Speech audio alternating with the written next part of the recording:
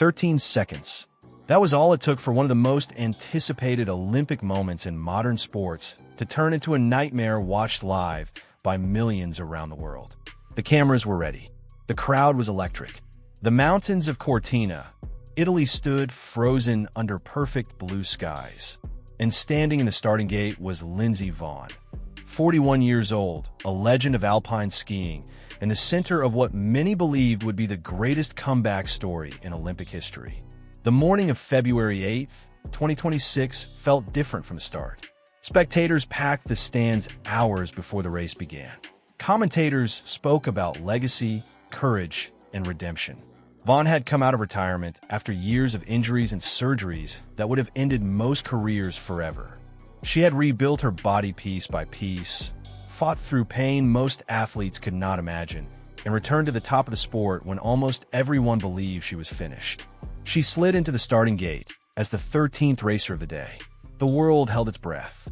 Her father sat in the stands watching. Celebrities filled the crowd. Fans waved American flags and held signs that read, "One more run." She tapped her poles together 3 times, a quiet ritual she had followed for years. Her eyes locked onto the icy course, stretching down the mountain like a ribbon of danger and speed. The countdown began. 5, 4, 3, 2, 1. She launched out of the gate with the explosive power that had defined her entire career. Within seconds, she was flying down the mountain, her skis carving razor-sharp lines into the ice. Speed built rapidly, 120 kilometers per hour, then 130, then pushing toward 140. Her body moved with precision and instinct, the result of decades of training and competition at the highest level. And then everything went wrong. As she approached a jump near the upper section of the course, her right ski pole clipped the gate at the crest. It was a tiny mistake, almost invisible to the untrained eye, but at downhill racing speeds, even the smallest contact can be catastrophic. The snag yanked her off balance instantly. Her shoulder struck the gate. Her skis crossed beneath her. She was thrown violently into the air, spinning sideways in a helpless cartwheel against the white backdrop of the mountain. She slammed into the snow with tremendous force. Her mandatory airbag deployed on impact. The crowd gasped. For a moment, there was only silence. She did not get up. Her microphone was still live, and the broadcast captured sounds that echoed across the mountainside. Pain-filled cries carried through the air as she lay motionless on the course. Reports later said she told medical teams she could not feel parts of her body and could not remove her skis. The race stopped immediately. The buzzing excitement that had filled the venue seconds earlier was replaced by a heavy, suffocating hush. Organizers blasted music through the speakers in an attempt to mask the sound of her screaming. Spectators stood frozen. Some covered their mouths. Others turned away from the scene unfolding before them. On the snow, medical teams rushed to her side, kneeling around her as they assessed injuries and stabilized her neck and legs. For nearly half an hour, she remained on the mountainside, receiving treatment. Doctors carefully strapped her onto a stretcher and placed her into a red evacuation bag. A yellow medical helicopter descended from above, its blades whipping snow into the air. As it lifted off, carrying her away from the course, thousands of spectators watched in stunned silence. The same people who had come to see her cross the finish line in triumph instead watched her disappear into the sky. It had been only 13.4 seconds from the moment she left the starting gate to the moment her Olympic dream ended. To understand why this crash hit so deeply around the world, you have to understand the journey that brought her back to that starting gate. Lindsey Vonn had retired in 2019 after years of brutal injuries. Her body was exhausted. She had torn ligaments, fractured bones, and endured surgeries that left lasting scars. She said at the time that her body was screaming at her to stop. She walked away from the sport with 82 World Cup victories, Olympic medals, and a legacy already secure. For 5 years, she remained retired. Then in April 2024, everything changed.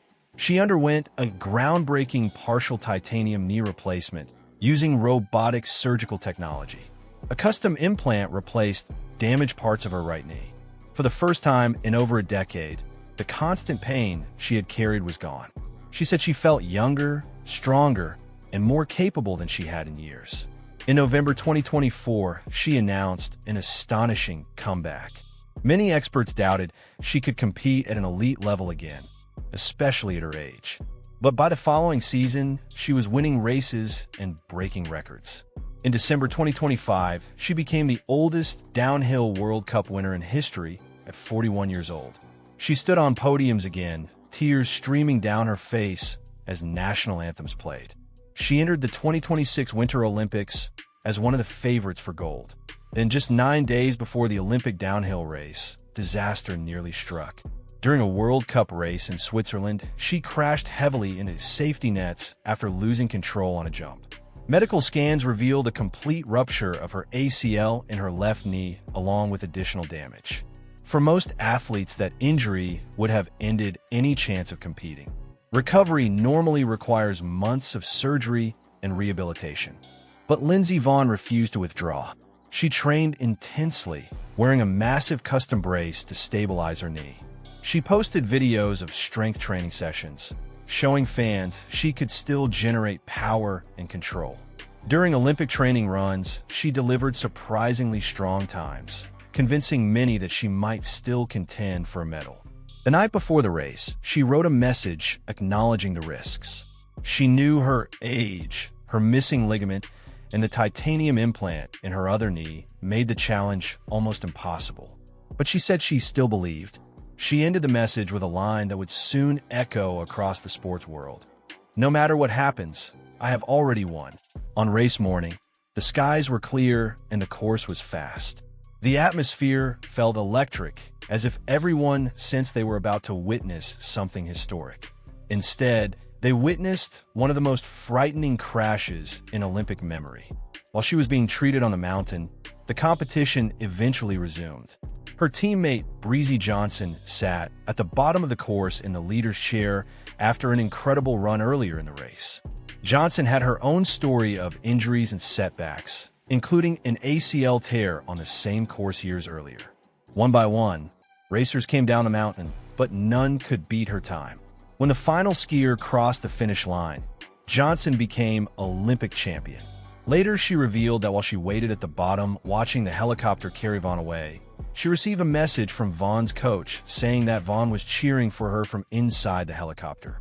Even in pain, she was supporting her teammates' success. Vonn was taken first to a local hospital in Cortina and then transferred to a larger medical center for surgery. Doctors stabilized a fracture in her left leg and monitored her for head injuries from the crash. Messages of support poured in from athletes, fans, and officials around the world. Fellow skiers posted emotional tributes. Sports legends praised her courage and resilience. Her career had always been defined by risk and resilience. She had raced through injuries that would have sidelined most athletes permanently. She had returned from catastrophic crashes again and again, rewriting expectations for what was physically possible. Her statistics alone placed her among the greatest alpine skiers in history. Dozens of victories, countless podium finishes, Olympic medals, and a reputation for fearless speed. In the days after the crash, debates erupted across the sports world. Some argued she should never have raced with such severe injuries. Others believed she had earned the right to make her own decision after decades of pushing the limits of human performance. Experts noted that the crash itself was caused by a pole catching a gate, not by her knee failing. In downhill skiing, the difference between victory and disaster can be measured in centimeters. As she recovered from surgery in Italy, the world waited for news about her future. Some wondered if she would ever return to competitive skiing again. Others believe her legacy was already complete. Regardless of what came next, her journey had become one of the most extraordinary stories in modern sport. A story of comebacks, courage, risk, and relentless determination. And in the end, her own words written the night before the race captured the meaning of her entire career.